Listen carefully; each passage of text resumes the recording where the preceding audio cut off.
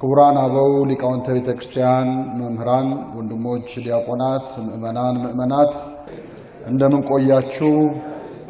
ቅዱስ ቃሉን እንድንሰማ ስሙን እየጠራን እንድናመሰግነው በቤቱ የሰበሰበን የአባቶቻችን አምላክ ልዑለ ባሕርይ እግዚአብሔር ስሙ የተመሰገነ ይሁን። እግዚአብሔር አምላካችን በቀሪው ሰዓት ከመካከላችን እንዲሆንልን እንዲያስተምረን እንዲመክረን ምስጢሩን ጥበቡን እንዲገልጽልን የእርሱ ቅዱስ ፈቃድ ይሁንልን። እንግዲህ ምእመናን እንደምታውቁት ያለንበት ዘመን በብዙ አስጨናቂ ነገሮች ተከበን ያለንበት ወቅት ነው። በአንድ ወገን የእርስ በርስ ጥላቻ፣ ዘረኝነት፣ አንዱ በአንዱ ላይ መነሳት አስቀድሞ በወንጌል ትንቢት እንደተነገረው ወንድም በወንድሙ ላይ ህዝብ በህዝብ ላይ የሚነሳበት የሚዋጋበት ወቅት ነው። በዚህ ሰዓት መፍትሄ የምንሻበት መድኃኒት የምንሻበት ጊዜ ስለሆነ ይህንን የወንጌል ክፍል መነሻ አድርገን እንማራለን። እግዚአብሔር ሀገራችንን ቤተክርስቲያናችንን እንዲህ ካለው ክፉ ነገር ሁሉ በቸርነቱ ይጠብቀን። እውነት ለመናገር እግዚአብሔር ቤትን ካልሰራ ሰራተኞች በከንቱ ምን ይላሉ? ይደክማሉ። በእኛ መዝረክረክ በእኛ የትራንስፖርት ያዋዋል ያኗኗር ሁኔታ በእኛ ጥንቃቄ ከምንም አይነት በሽታ ልንድን እንችላለን። ማን ብቻ ነው ሊያድነን የሚችለው? ነቢየ እግዚአብሔር ዳዊት አሁንስ ተስፋዬ ማን ነው እግዚአብሔር አይደለምን ብሏል። ለሀገራችን ለኢትዮጵያ ብቸኛ ተስፋዋ ማን ነው? እግዚአብሔር ነው። ስለዚህ ከመድኃኒቶች ሁሉ የሚበልጠውን መድኃኒት ከየትኛውም ደዌ ከየትኛውም በሽታ ሊፈውስ የሚችለውን ትልቁን መድኃኒት የአምላካችን የኢየሱስ ክርስቶስን ሥጋና ደም ተቀብለን ሁላችን ተዘጋጅተን ከሚመጣው ክፉ ነገር ሁሉ እንድንድን የእርሱ ቅዱስ ፈቃድ ይሁንልን። ስለዚህ የዛሬ ትምህርታችን ይህንን ምክንያት አድርጎ በማቴዎስ ወንጌል ምዕራፍ 26 ከቁጥር 26 ጀምሮ ያለውን አንቀጽ እንማራለን። እግዚአብሔር በቸርነቱ እንዲያስተምረን ቅዱስ ፈቃድ ይሁንልን። አነብላችኋለሁ። ሲበሉም ኢየሱስ እንጀራን አንስቶ ባረከ፣ ቆርሶም ለደቀ መዛሙርቱ ሰጠና እንካችሁ ብሉ፣ ይህ ሥጋዬ ነው አለ። ጽዋውንም አንስቶ አመስግኖ ሰጣቸው፣ እንዲህም አለ፣ ሁላችሁ ከእርሱ ጠጡ፣ ስለ ብዙዎች ለኃጢአት ይቅርታ የሚፈስ የሐዲስ ኪዳን ደሜ ይህ ነው። ነገር ግን እላችኋለሁ በአባቴ መንግሥት ከእናንተ ጋር ከዚህ ከወይን ፍሬ አዲሱን እስከምጠጣበት እስከዚያ ቀን ድረስ ከዛሬ ጀምሮ አልጠጣውም አላቸው። መዝሙርም ከዘመሩ በኋላ ወደ ደብረ ዘይት ሄዱ ይላል። ስለ ቃሉ የአምላካችን ስም የተመሰገነ ይሁን።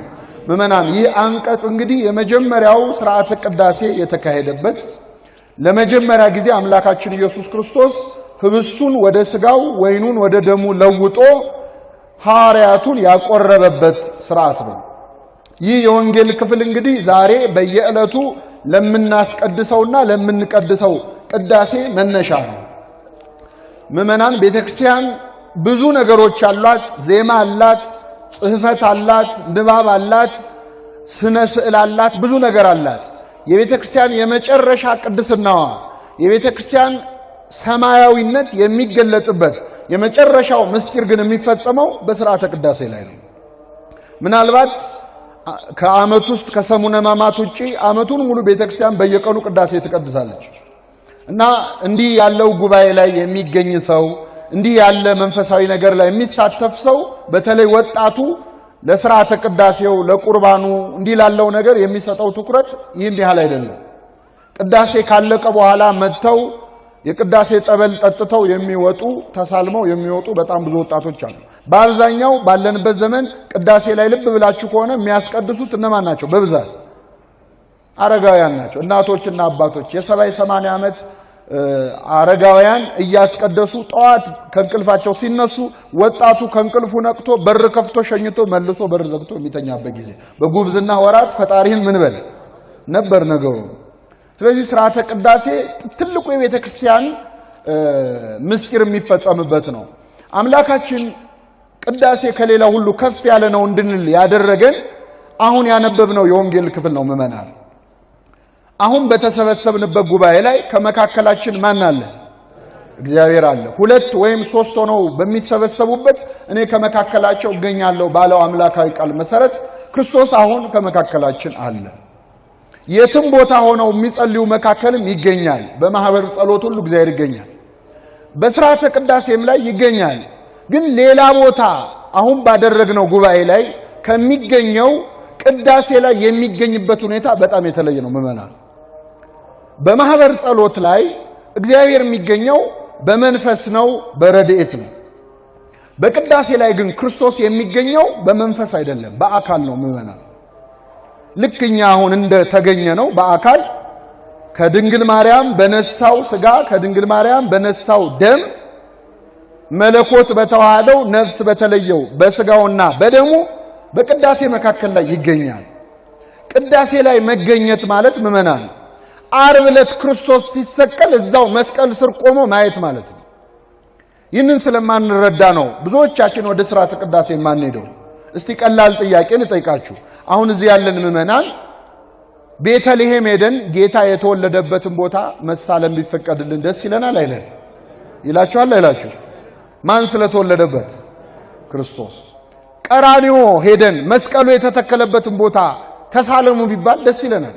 ለምን? በዚያ የተሰቀለው የተቆረሰው የፈሰሰው የማን ሥጋና ደም ስለሆነ። የዛሬ ስንት ዓመት አንዲት ገጠመኝ ነበረኝ። ጀርመን ሀገር ለአገልግሎት ለጉባኤ ሄደን አንድ ሰው አንድ ዜና ነገረኝ። ምንድነው? እዚያ ጀርመን ሀገር ውስጥ ክርስቶስ የለበሳት ልብሱ ቀሚሱ እዛ እንደምትገኝ በሙዚየም ተቀምጣ ሰው በወረፋ እየሄደ እንደሚጎበኝ አንድ ልጅ ነገረኝ። እና መቼስ የክርስቶስን ቀሚስ አለ ብትባሉ ለማየት ያጓጓል አያጓጓም? የክርስቶስ ቀሚስ እኮ ተራ ቀሚስ አይደለም። ጨርቁን ስትነካው ደሟ ምን ሆነ? ደም ቀጥ የሚያረግ ኃይል የሚወጣው ቀሚስ ነው። አይ ይሄንንማ እዚህ ደርሼ ሳላይ አልቀርም አልኩና ልጁን ጠየቅኩት። እንደው እባክህ እንደምንም አመቻችልኝ አልኩት። እና ልጁ በኢንተርኔት ገብቶ ነው ቀጠሮ የሚያዘው አለ። ገብቶ ሲያይ ይገርማቸዋል። ወረፋው 14 ዓመት ነው። ስንት ዓመት? እና ሊያዝልህ ያለኝ እኔ ዛሬ 14 ዓመት ልኑር ልሙት የሚያውቀው ማን ነው? ስለዚህ ሐሳብ ከሚሆንብኝ ይቅርብኝ አልኩት። ምናልባት ለነገሩ ይዞልኝ ቢሆን አሁን እዚህ ጉባኤ ላይ ቀጠሮ ይዣለሁ እላችሁ ነበር ለእናንተ። ተመልከቱ፣ የክርስቶስን ቀሚሱን ለማየት ስንት ዓመት? 14 ዓመት ወረፋ። ቅዱስ ዮሐንስ አፈወርቅ ግን ምን ይላል? ሰዎች የክርስቶስን ቀሚስ ለማየት የተወለደበትን ቦታ ለመሳለም በጣም ይጓጓሉ። ሥጋውና ደሙ ሲፈተት ግን መጥተው አይቀበሉም ይላል። የተወለደበትን ቦታ ማየት ከፈለግ የተወለደው የክርስቶስ ሥጋና ደም በየዕለቱ በቅዳሴው መካከል ምን ይላል? ይፈተታል። ከጨርቁ ከልብሱ ነው አንተ የምትጓጓው ጨርቁን ለማየት። ሥጋውና ደሙ አለልህ አይደለ ወይ? ከሥጋው ከደሙ የሚበልጥ ነገር አለ? ጨርቁ እኮ ማይፈዱ ነው። ሥጋውን የነካ ነው። ሥጋውን ቀጥታ ተቀበሉ፣ ደሙን ቀጥታ ጠጡ እየተባለ በእውነት ይህንን ማስተዋል አንችልም። ለሁላችን አስተዋይ ልቡና ያድለን። ስለዚህ ሥርዓተ ቅዳሴ መገኘት ማለት ምእመናን ክርስቶስ ሲሰቀል እዛው መስቀል ስር መገኘት ማለት። ቅዳሴ ሌላው በእውነት የመጨረሻው ተአምርም የሚፈጸመው በቅዳሴ ላይ ነው። ምእመናን መቼስ ተአምር እንወዳለን፣ አትወዱ? አሁን ዛሬ ጉባኤ ያለ ስለተባለ ነው ይህ ምእመናን ይህንን ያህል ምእመን የመጣው። እዚህ ቤተክርስቲያን መስቀል ከሰማይ ወረደ ቢባል በእውነት ቦታው ራሱ ሰው ይበቃዋል? አይበቃው። የሆነ ተአምር ማየት እንፈልጋለን፣ እንወዳለን። ግን ተአምር ለሚወድ ሰው በቤተክርስቲያን የሚፈጸም የመጨረሻው ተአምር የሚፈጸመው ሥርዓተ ቅዳሴ ላይ ምንድነው ካላችሁ፣ ካህናት ወደ ቤተ መቅደስ ህብስትና ወይን ይዘው ይገባሉ። ከቅዳሴው መጨረሻ ላይ ግን ሲወጡ የማንን ሥጋና ደም ነው ይዘው የሚወጡ? የክርስቶስ ሥጋና ደም። ህብስትና ወይን ይዞ ሥጋና ደም የተራ ሥጋ አይደለ፣ የተራ እንስሳ ወይ የሌላ ፍጡር ሥጋና ደም አይደለ፣ መለኮት የተዋሃደውን ሥጋና ደም ይዞ ይወጣል። ከዚህ በላይ ተአምር አለ? የለም። እንዴት ነው የሚለወጠው? መቼ ነው የሚለወጠው? ይህንን የሚያውቀው ማን ነው? እግዚአብሔር። ሐዋርያት ክርስቶስ እንካችሁ ብሉ ይህ ሥጋዬ ነው ይህ ደሜ ነው ሲላቸው ገና ሥጋው አልተቆረሰም፣ ገና ደሙ አልፈሰሰም። ጌታ ሆይ መቼ ስጋ ተቆረሰ መቼ ደም ፈሰሰ ብለዋል አምነው ነው የተቀበሉት እኛም አምነን ነው የምንቀበለው ግን መቼስ መጠየቃችን አይቀርም አሁን እውነት ስጋ ወደሙ ይለወጣል ህብስቱ ወደ ስጋው ስንቀበለው ህብስቱ ህብስት ነው ስጋው ወይኑ ወይን ነው ለኛም ሆኖ የሚታየ ወደ ስጋ አምላክ ወደ ደም አምላክ ይለወጥ ይሆን ብለን በዚህ በደካማ አይምሮአችን ትንሽ መጠራጠራችን አይቀርም እንኳንኛ ቀርቶ ይገርማቸዋል በዜናበው አንድ አባት ገዳም ውስጥ ቁጭ ብሎ በመንኩስና እግዚአብሔርን ለማገልገል የወሰነ አባት ገዳም ውስጥ ቁጭ ብሎ ይጠራጠራል አሁን እውነት እንደው ስጋው ደሙ ይለወጣል አይለወጥም ይያለ ይረበሻል በኋላ ይህ ሰው በመንኩስና ህይወቱን ሰጥቶ እንዴት በጥርጣሬ ይወድቃል ይልና የእግዚአብሔር መልአክ ይሄድና ለሌላ አባት ለበቃ አባት ለቅድስና ማይረግ ለደረሰ አባት ይሄድና ወንድምህ በጥርጣሬ እየተፈተነ ነውና ሄዳ አስተምረው ይለዋል ከኔ ጋር ናችሁ ምመናል አረ ወንድምህ ስጋው ደሙ እየተጠራጠረ ነው ሄዳ አስተምረው ይለዋል እሺ ይልና ይሄ የበቃው አባት ወደዚህ ወደ ተጠራጠረው ጓደኛው ወንድሙ ይሄዳል እንዲህ ይለዋል አባቴ እንደው አንድ ነገር ገጥሞኝ ነበር እንደው ላማክር ነበር ይለዋል ምንድነው አለው አይ እንደው ስጋው ደሙን እየተጠራጠርኩ ነው ይለወጣል አይለወጥም ይያልኩ በጥርጣሬ እየተጨነኩኝ ነው አለ እሱ ተጠራጥሯል የወንድሙን ድክመት የማን አድርጉ እኛ ብንሆነው ቀልቡን ነው የምንገፋው አንተም ብሎ መነኩሴ እዚህ ቁጭ ብለ ደግሞ ነው የምንለው መልአክ ነገረኝ እኮ ነው የምንለው እሱ ግን የራሱን ድክመት አድርጎ ነገረው ተጠራጠርኩኝ ሲለው አይ እሱማ እኔም እኮ መናገር አሳፍሮኝ ነው እንጂ እኔም ራሴ ምን እላለሁ ታዲያ ገዳም ቁጭ ብለን በክህደት ከምንሰቃይ ለምን እግዚአብሔር አይገልጥልንም አብረን እናስቀድስም ብለው ሱባኤ ይዘው እነዚህ ሁለት መነኮሳት ቤተ መቅደስ ገብተው ማስቀደስ ጀመሩ የሚገርማችሁ ምእመናን ከቅዳሴው መካከል ላይ እነዚህ ሁለት መነኮሳት ብቻ አንድ በጣም የሚያስደነግጥ ነገር ተመለከቱ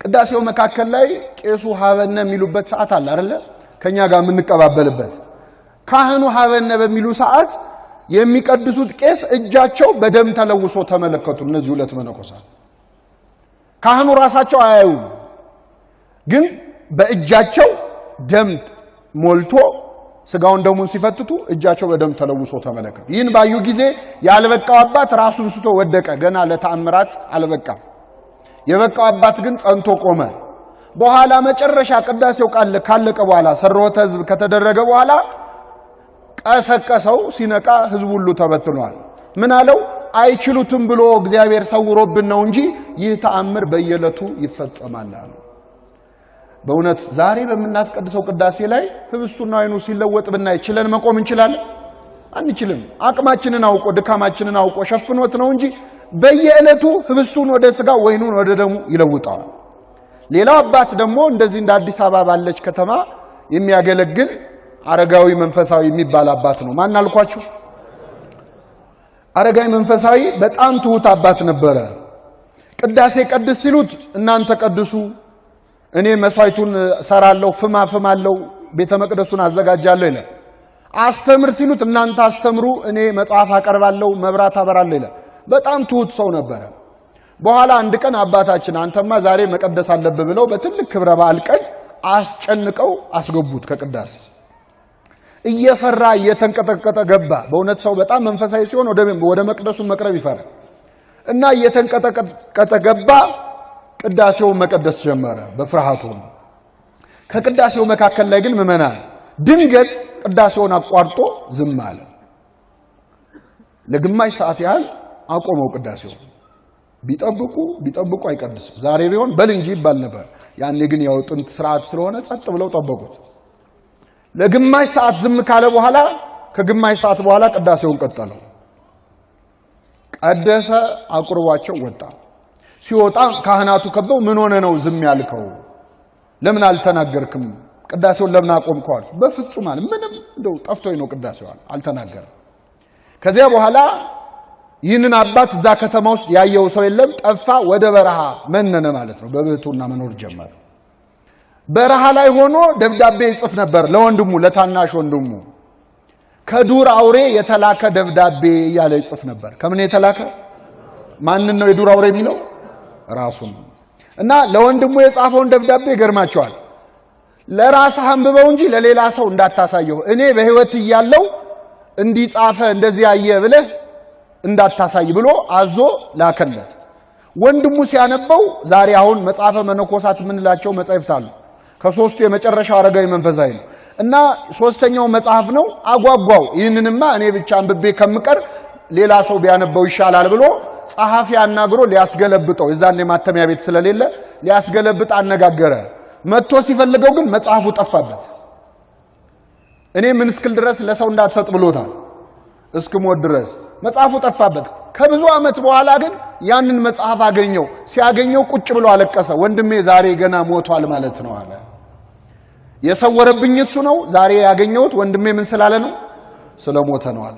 እና እዛ መጽሐፍ ላይ ያን ቀን ቅዳሴ ላይ ምን እንደገጠመው ጽፏል። አሁን ይህንን ለማለት ነው ያነሳሁት። ቅዳሴ ላይ ምን እንዳየ ጽፏል። እኔ አየሁ አላለም። በሌላ አድርጎ አንድ የማይዋሽ ሰው የነገረኝን ልንገረ ይላል። ቅዳሴውን እየቀደስኩ ያለ በዚህ ህብስቱ በዚህ ወይኑ ተቀምጧል። ህብስቱ በጻሕሉ ላይ ወይኑ ደግሞ በጽዋው ላይ ተሞልቷል። እየቀደስኩ ያለ ይላል ህብስቱ በሚቀመጥበት በጻሕሉ ላይ ክርስቶስን አሁን እንደተወለደ ሕፃን ነጭ በግ ሆኖ አየሁት ይላል። ወፈተውኩ እቅፎ ላቅፈው ሳሳው አሳዘነኝ። በጽዋው ላይ መስቀሉ ተተክሎ የክርስቶስ ደሙ ሲንጠፈጠፍ ተመለከትኩኝ። ይህን ባየው ጊዜ ነፍሴ ከስጋዬ ልትለይ ደረሰች። ስለዚህ መናገር ስላቃተኝ ቅዳሴውን አቆምኩት። ከግማሽ ሰዓት በኋላ ግን ወደ ቀደመ ዓለማወቄ ተመለስኩ ይላል። ወደ ምን ተመለስኩ? ልክኛ አሁን ወዳለንበት ማለት ነው። ዓለም ላይ ሆኜ ይህንን ምስጢር ካሳየኝ ዓለምን ጥዬ ብሄድ ምን ያሳየኛል ብዬ ከዚያች ቀን ጀምሮ ወደ በረሃ ሸሸው ይላል። በረከቱን ያሳድርብን ምዕመናን። እንግዲህ ተመልከቱ፣ ዛሬ የምናስቀድሰው ቅዳሴ ላይ ይህ ተአምር ይፈጸማል። ሥርዓተ ቅዳሴ ሰማያት የሚከፈቱበት፣ መላእክት እንደ ሻሽ የሚነጠፉበት፣ መንፈስ ቅዱስ የሚወርድበት ቅዳሴ ላይ መገኘት ማለት ምዕመናን የጰራቅሊጦስ ዕለት መንፈስ ቅዱስ ሲወርድ ከሐዋርያት ጋር አብሮ ከመገኘት በምንም አያንስ። በጣም ጥልቅ ጸሎት ነው። ሰማይና ምድርን የሚያገናኝ ጸሎት። በቅዳሴው የማይጸለይለት የለም ምዕመናን። ያስቀደሱ ይጸለይላቸዋል፣ ላላስቀደሱም ይጸለያል። ቤቱ ለተኛ ሲጸለይ ለይጸለይ። ለታመሙ፣ ለተቸገሩ፣ ለሁሉ ነገር ቤተክርስቲያን የማታስበው የለም። በዚህ ዕለት ምጽዋት ለሚሰጡ፣ መባል ለሚያስገቡ ሰዎች መስዋዕቱን፣ ቀዳሚያቱን፣ አስራቱን፣ ብዙውንና ጥቂቱን ዘብዙ ወዘህዳጥ ጥቂት ገንዘብ የሰጡትንም ብዙ ገንዘብ የሰጡትን ዘህቡ ወዘጋድ በስውርም በግልጥም የሰጡትን አስባቸው ትላለች። ያልሰጡትንም ሰዎች ታስባለች አታስብም? ከሌላቸው ላይ ፈቃዳቸውን ተቀብለ መንግስተ ሰማያት አውረሳቸው ትላለች። ምናቸውን ተቀብለ? ያልሰጡ ባይኖራቸው ነው እንጂ ቢኖራቸው ኖሮ ምን ይሉ ነበር? ስለዚህ እሱን አስበ ሁላችንን ታስባለች ስለ ሁሉ ነገር። አሁን አንዳንድ ሰው የሆነ ግርግር ሲፈጠር ቤተክርስቲያን ለምንድን ነው ምህላ ማትጀምረው ይላል። ቤተክርስቲያን ጸሎት አቁማ ታውቃለች። አንተ ስላልተገኘህ እኮ አትጸልይም ማለት አይደለም። 24 ሰዓት ነው የምትጸልየኛ ቤተክርስቲያን። ሰዓት እንደውም አይበቃትም። የሚገርማችሁ ቅዳሴው በሉ፣ ሰዓታቱ በሉ፣ ማህሌቱ በሉ ጊዜ ስለማይበቃ ግማሹ በንባብ እየተባለ ግማሹ በዜማ ሳይባል እየቀረ እያጠረ ነው እንጂ ቤተክርስቲያን ከ24 ሰዓት በላይ ለማገልገል የምትችልናት። ከሰዓቱ በላይ ነው ጸሎቱ። ስለዚህ ፀሐይ በማይጠልቅበት በመንግስተ ሰማያት ለማገልገል ዝግጁ ሆና የምትጠብቅ ቤተክርስቲያን ናት ያለች። በእውነት ይህችን ቤተክርስቲያን ስለሰጠን ስሙ የተመሰገነ ይሁን። እና ቅዳሴው ላይ ለሁሉ ይጸለያል። ለታመሙት፣ ለተቸገሩት፣ ለአየሩ ሁኔታ። በአንድ ሀገር ምን ሆነ መሰላችሁ? ግሪክ ሀገር ውስጥ አንድ ሰውዬ 2 ሴት ልጆች ነበሩት፣ መንትያ ልጆች። እና ሁለቱም እድሜያቸው ለጋብቻ ሲደርስ ይድራቸዋል። አንደኛይቱን ሴት ለገበሬ ድራታል፣ ሁለተኛዋን ደግሞ ለሸክላ ሰሪ ድራታል። እና ከተዳሩ በኋላ ኑሮ ከጀመሩ በኋላ አንድ ቀን በሰንበት እስቲ ልጆቼን እንዴት ናቸው ሊያቸው ብሎ ሊጠይቅ ይሄዳል አባት። በጠዋት ከቅዳሴ መልስ መጀመሪያ ገበሬ ያገባችው ቤት ይሄዳል። ያው እንደምታውቁት የገበሬ ቤት ሙሉ ነው። በደንብ አስተናገዱት፣ በላ ጠጣ፣ ደስ አለው፣ መረቃቸው። ከዚያ እንዴት ነው ኑሮ እንዴት ይዟችኋል ሲላቸው እግዚአብሔር ይመስገን ጥሩ ነው እስካሁን እየኖርን ያለነው፣ ግን እንደው አንድ ችግር ገጥሞናል። ይሄው ዝናብ ከዘነበ 1 ወር አልፎታል፣ ዝናብ አልዘነበም። ገበሬ ደግሞ ዘር እንዲዘራ ምን ያስፈልጋል? ስለዚህ እንደው አባታችን በቃ ለጸሎት ስትቆም እንደው እግዚአብሔርን ዝናብ እንዲሰጠን ለምንልን አሉት። ችግር የለም ጸልያለሁ አለ። ተሰናብቶ ከሰዓት በኋላ ደግሞ ወደ ሁለተኛዋ ልጅ ቤት ሄደ። ሁለተኛዋ ልጅ ምንድነው ያገባችው? ሜዳው ላይ ሸክላ ሰርተው አስጥተዋል። በጣም ብዙ ሸክላ እና ያንን ሸክላ ያለፈ ገባ፣ ተስተናገደ፣ በላ፣ ጠጣ። እንዴት ነው ኑሮ አላችሁ? እግዚአብሔር ይመስገን ጥሩ ነው ያለነው። አሁን እንደውም ደስ ብሎናል። ዝናብ ከዘነበ ስንት ወር ሆኖታል? አልዘነበም። በዚህ ከቀጠለና ካልዘነበ ያሰጣነው ሸክላ ይደርቅና ሀብት በሀብት እንሆናለን። ስለዚህ እንደው ለጸሎት ስትቆም ወደ እግዚአብሔር ምን ብለህ ጸልይልኝ። ይሄ ሰውዬ ቀናልና ፈጣሪ ሆይ እንደምታደርግ አርጋቸዋል። ቅዳሴያችን ግን ምን ይላል? እስቲ ከኔ ጋር በሉ። በሚሻበት ቦታ ዝናሙን ያዘንብ ዘንድ ስለ ዝናብ እንማልዳለን። ምን በሚልበት ቦታ? ምን በሚልበት? ምን ማለት ነው በሚሻበት? በሚፈለግበት። አሁን አንፈልገውም እንደው ያዝልን። አሁን እየመጣ ያለው በሚሻበት ቦታ ማለት በማያስፈልግበት አታዝነበው። ተመልከቱ ቤተክርስቲያን እንዴት እንደምትጸልይ። የወንዙን ውሃ ምላልን ብለን እስከ ልካቸውና እስከ ወሰናቸው የመላዘን ከዛ ካለፈ ጎርፍ ነው የሚፈጠር። ከጎርፉ አድነን ከማለት ወንዙን በልኩ ሙላው ማለት አይሻልም? ይሻላል። ቤተክርስቲያን ለሁሉም የምትጸልይበት ነው። ሌላው ምዕመናን ሥርዓተ ቅዳሴ ከሌሎች ሁሉ ጸሎቶች በተለየ ከሌላ ሁሉ ሥርዓተ አምልኮ በተለየ መላው የስሜት ሕዋሳቶቻችንን የሚቆጣጠር የሚገዛ ነው። እንግዲህ ከኔ ጋር ናችሁ? የስሜት ሕዋሳት ስንት ናቸው ምዕመናን? ጨመሩ እንደ ኑሮ ሲወደድ ስንት ናቸው? 5 ናቸው። አሁን በዚህ ጉባኤ የሚሳተፍ ሰው ከፊት ያለም ከኋላም ያለ ሰው የሚያስተምረውን ሰው ባይኑ ያያል፣ በጆሮው ደግሞ ትምህርቱን ይሰማል። ሥርዓተ ቅዳሴ ሁሉንም የስሜት ሕዋሳቶቻችንን የሚያሳትፍ ሥርዓት ነው። በቅዳሴ ላይ ምዕመናን ስናስቀድስ በአይናችን ሥርዓቱን እናያለን። ካህናቱ ይገባሉ፣ ይወጣሉ፣ በሕዝብ መካከል ይዞራሉ። እያንዳንዱ የሚደረገው ሥርዓት የራሱ መንፈሳዊ ትርጉም ያለው ነው። ምዕመናን ሥርዓተ ቅዳሴ ላይ የሚካፈል ሰው በመላው የስሜት ሕዋሳቱ እግዚአብሔርን ያመልካል፣ እግዚአብሔርን ያገለግላል። በሥርዓተ ቅዳሴ ላይ አባቶቻችን ካህናት፣ ወንድሞቻችን ዲያቆናት በመቅደሱ ተሰይመው በሚቀድሱ ጊዜ በአንድ ቦታ ቆመው አይቀድሱ። ከሌሎች በተለየ የተዋበ ሥርዓት ካህናት በሕዝቡ መካከል ይዞራሉ፣ ማዕጠንት ያጥናሉ፣ ዑደት ያደርጋሉ። ይህንን እንግዲህ መቅደስ ተገኝቶ የሚያስቀድስ ሰው ከማብራሪያው ጋር ከትርጓሜው ጋር ከተረዳው በተለይ በጣም ጥልቅ የሆነ በአይናችን እግዚአብሔርን የምናመልክበት ሥርዓት ነው። ሁለተኛው በቅዳሴ ላይ በጆሮአችን ደግሞ የቅዳሴውን ውብ ዜማ እንሰማለን። የኛ ቤተ ክርስቲያን ምንም እንኳን የቅዳሴው ንባብ የተተረጎመ ዓለም አቀፍ ጸሎት ቢሆንም የሚበዛው በዜማው ውበት ግን የኛን ቤተ ክርስቲያን ቅዳሴ የሚያክል እንደሌለ ሁሉም ይመሰክሩላታል። ስለዚህ ሥርዓተ ቅዳሴ ስናስቀድስ በዜማው ደግሞ ጆሮአችን እግዚአብሔርን ያገለግላል። ከኔ ጋር ናችሁ ምዕመናን? ሶስተኛው ማሽተት ነው። እንግዲህ ከሕዋሳቶቻችን አንዱ በአፍንጫችን ማሽተት ነው። በቅዳሴ ላይ በአፍንጫው ሰው እግዚአብሔርን ያመልካል። ምን እያሸተተ? የዕጣኑን መዓዛ ተመልከቱ። ማዕጠንቱ በእኛ መካከል በሚዞር ሰዓት የዕጣኑን መዓዛ እናሸታለን። በአፍንጫችንም በሽታም እግዚአብሔር እናገለግላለን። በመቅመስ ደግሞ የቻለ ሥጋው ደሙን ይቀበላል፣ ያልቻለ ደግሞ የቅዳሴ ጠበል ይጠጣል። የቀረው መዳሰስ ነው። ወንጌል እንሳለማለን። በመጨረሻም ካህናት በእጆቻቸው መጥተው እያንዳንዳችንን ይባርኩናል። በእውነት ይህችን ቤተክርስቲያን የሰጠን ስሙ የተመሰገነ ይሁን።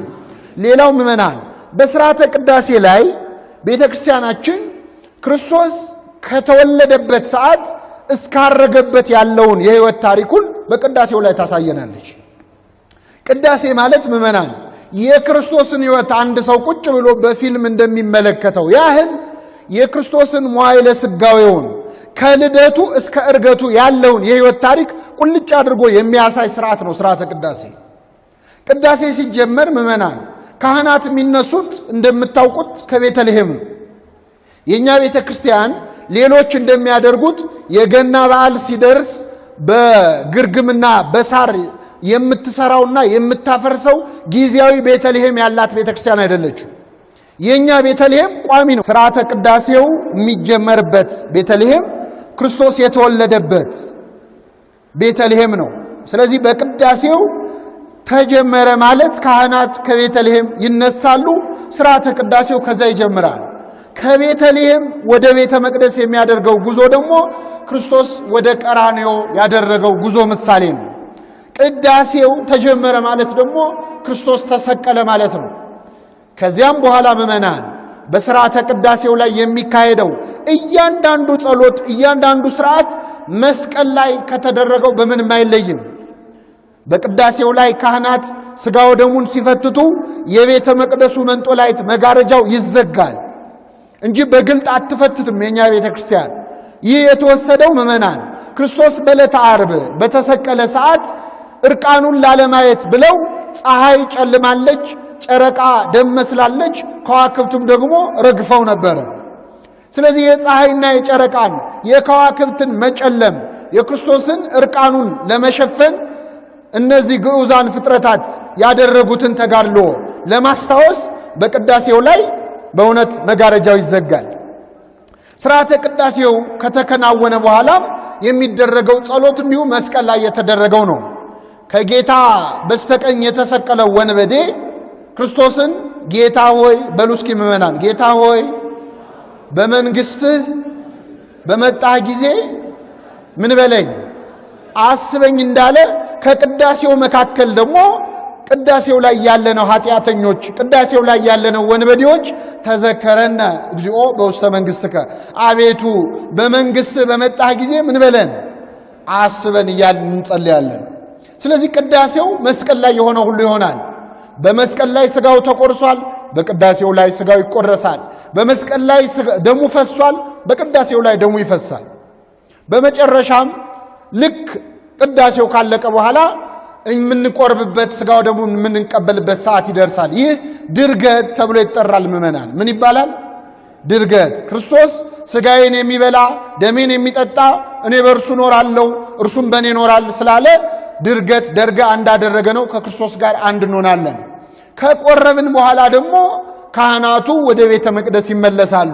ይህ መመለስ ደግሞ ዕርገት ተብሎ ይጠራል። ምን ተብሎ ይጠራል? ዕርገት። ልክ ክርስቶስ ሲያርግ ሐዋርያት ወደ ሰማይ አንጋጠው እያዩ ባዘኑ ሰዓት መላእክት መጥተው እናንተ የገሊላ ሰዎች ሆይ ስለምን ቆማችኋል? ሲያርግ ያያችሁት ክርስቶስ ተመልሶ ወደ እናንተ ይመጣል፣ ስለዚህ በሰላም ወደ ቤታችሁ ግቡ ብለዋቸው ነበረ። እንደዚሁም ቅዳሴው ከተጠናቀቀና ክርስቶስ ካረገ በኋላ ካህናቱ ከቤተ መቅደስ ወጥተው ጸሎት አድርገው በሰላም ወደ ቤታችሁ ምን በሉ ግቡ ይሉናል። በእውነት ይህችን ቤተክርስቲያን የሰጠን አምላክ ስሙ የተመሰገነ ይሁን። እንግዲህ እናጠቃለው ዝናምም ስለሆነ ምዕመናን እንግዲህ ቅዳሴ ይህ አይነት ጸሎት የሚደረግበት ነው። አሁን ችግሩ ማስቀደስ ላይ ካለው ችግር የበለጠ ደግሞ ሰው ሥጋው ደሙ ተቀበል ሲባል አይቀበልም። ብዙዎቻችን ወደ ሥጋው ደሙ ላለመቅረብ ብዙ ምክንያቶች አሉ፣ ተልካሻ ምክንያቶች። በዚህ ምክንያት ሰው ያስቀድሳል ግን አይቆርብም። አንዳንድ ሰው እንደውም አለመቁረቡን አይቶ እግዚአብሔር የሚምረው ይመስለዋል። አንዳንድ ሰዎች አይ እንደው መደፋፈር አያስፈልግም ዝም ብሎ መቁረብ አያስፈልግም ይላሉ። አልቆረበም ብሎ እንዲያጸድቀው የሚጠብቅ ሰው በእውነት ይሄ አለማስተዋል ነው። እስቲ ልጠይቃችሁ ምዕመናን፣ አሁን እኛ ሰርግ ደግሰን ከኔ ጋር ናችሁ? ሰርግ ደግሰን በጣም ብዙ ወጪ አውጥተን አዳራሽ ተከራይተን በሬ አርደን ጠጁን፣ ጠላውን፣ ውስኪውን ሁሉን ነገር አዘጋጅተን የሰፈራችንን ሰዎች ዘመድ አዝማዶቻችንን ጠርተን እንግዶቹ ነጭ ለብሰው አምሮባቸው መጥተው አንዱንም ነገር ምግቡንም ሳይበሉ መጠጡንም ሳይጠጡ እንደው ንክች ሳያረጉ እግዚአብሔር ይስጥልን ብለው ቢወጡ ደስ ይለናል ወይስ ይከፋናል? ይከፋናል። እንደምንነው አትበሉም ስንላቸው ደግሞ አይ አክብረንህ ነው ያልበላ ነው ቢሉ ደስ ይለናል? አይለንም። ቅዳሴ እኮ ሰርግ ነው ምዕመናን። ቅዳሴ ሰርግ ነው። ሙሽራው ክርስቶስ ነው። ሙሽራይቱ ቤተክርስቲያን ናት። ምግቡ መጠጡ የማን ሥጋና ደም ነው? የክርስቶስ ነው። ሰርግን የተጠራ ነው። ወደ ቅዳሴ ስንመጣ ወደ ሰርግ ነው የመጣ ነው። መተን ሳንቀበል መሄድ ግን እግዚአብሔር እጅግ ያዝንብናል። በእውነት ሁላችንን ለሥጋው ለደሙ ያብቃል። ከዚህ መካከል ያልቆረበ ሰው የለም፣ ያቋረጠ ነው እንጂ ያለው። ሕፃን ሆነን እኮ ቆርበናል ሁላችንም። አሁን የቆረበ እጁን ያውጣ ብል ያልቆረበ ይመስለዋል ሰው፣ ግን ሁሉም ቆርቧል። ሥጋው ደሙ ያልተቀበለ የለም፣ ግን አቋርጠናል። እኛ ስላቋረጥን ስለተው ነው እግዚአብሔር የተወን እንዳይመስላችሁ። እኛ ከሱ ጋር ያልነበርንበት ዘመን አለ እንጂ እሱ ከኛ ጋር ያልነበረበት ዘመን የለም። እስከዛሬ ከናንተ ጋር አብሬ ስኖር አታውቁኝምን ብሏል እኮ ለሐዋርያቱ ክርስቶስ። እና በእውነት በልጅነታችን ወደ ነበርንበት ወደ ስጋው ወደ ደሙ ህይወት ለመመለስ እግዚአብሔር በቸርነቱ ይርዳል። አሁን ሀገራችንም ዓለማችንም ወረርሽኝ መጣ እያለ እየተጨነቀ ነው። የሚገርማችሁ የዛሬ 60 ዓመት ግብጽ ውስጥ አንድ በጣም ወረርሽኝ ተከስቶ ነበር እና በአንዲት ከተማ ውስጥ ያሉ ሰዎች በጣም የሚደንቃችሁ ከዛ ወረርሽኝ ለመዳን እምነታቸው ማለት ነው በራቸው ላይ ጽሑፍ ጽፈው ይህ በክርስቶስ አዳኝነት ያመነ በክርስቶስ ደም የተዋጀ የክርስቲያን ቤት ነው ብለው መስቀል አድርገው በራቸው ላይ ለጠፉ። የሚደንቀው በጣም ብዙ ህዝብ ሲያልቅ ያንን ጽፈው ከበራቸው ላይ ክርስቲያኖች ነን በክርስቶስ ደም የተዋጀን የዳንነን ብለው የጻፉትን ሰዎች ያበሽታ ሳይነካ አለፋቸው። በእውነት ለኛም ያድርግልን እግዚአብሔር። እስራኤላውያን ተመልከቱ። በእስራኤል እኮ ሞተ በኩር በተከሰተ ጊዜ በሁሉም ቤት ለቅሶ ነበረ። ያልሞተ የለም። ሰው እኮ ለቅሶ የሚደርሰው እሱ ሰላም ከሆነ ነው። ሁሉም ቤት ሰው ከሞተ ማን ለቅሶ ይደርሳል? ማን ያጽናናል? እንደዚህ ከመሆን ይሰውራል። በእስራኤላውያን ዘንድ ሁሉም ቤት ሐዘን ነበር፣ ለቅሶ ነበር። አንድ ግን መፍትሄ ነበራቸው እስራኤላውያን። የበጉን ደም በመቃኑና በጉበኑ ላይ ቀብተው ነበር። ምእመናን አሁን በራችን ላይ ደም እንድንቀባ አይደለም። በመቃንና ጉበን የተባለው የምእመናን ከንፈር የምእመናን አፍ ነው። ሁላችን ንስሐ ገብተን ስጋውን ደሙን ብንቀበል ሊመጣ ካለው መቅሰፍት ሁሉ ሁላችን እንድናለን። ንስሐ ገብቶ ስጋውን ደሙን ለመቀበል እግዚአብሔር በቸርነቱ ይርዳል። ምናልባት ቅዳሴው ላይ የሚታወጅ አዋጅ አለ። እሱን ልንገራችሁና አበቃለሁ። ዘኮነ ንጹሃ ይንሳም ቁርባን፣ ንጹህ የሆነ ቢኖር ከስጋው ከደሙ ምን ይበል? ንጹህ ያልሆነስ አይቀበል። አሁን ይህንን አዋጅ ሲሰሙ አንዳንድ ሰዎች አይ ለዚህ እኮ ነው እኛ ማንቀበለው ማን ንጹህ አለ ይላል። ግን ይገርማችኋል እንደው በደና ጊዜ ግዕዝ አንሰማም እንጂ ቅዳሴው ንጹህ የሆነ ብቻ አይደለም የሚለው ቅዱስ የሆነም ይላል። ከኔ ጋር ናችሁ? ምን የሆነ ቅድሳት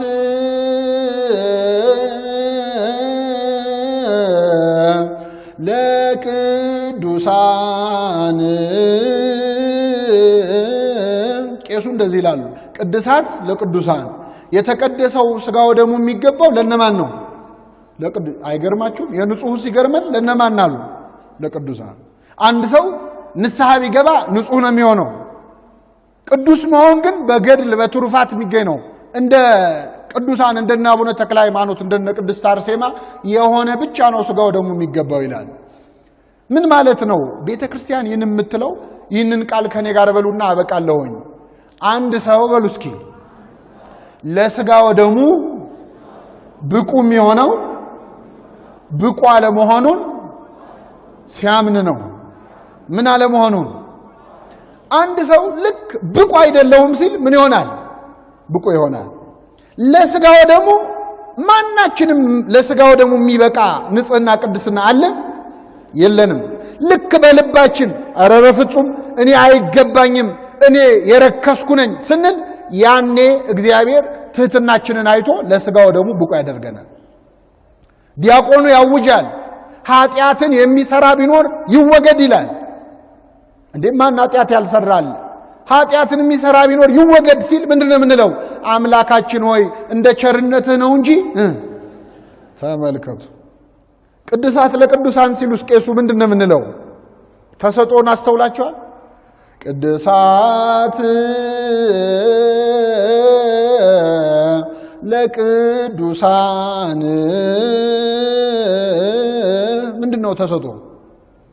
አሃዱ አብ ቅዱስ አሃዱ ወልድ ቅዱስ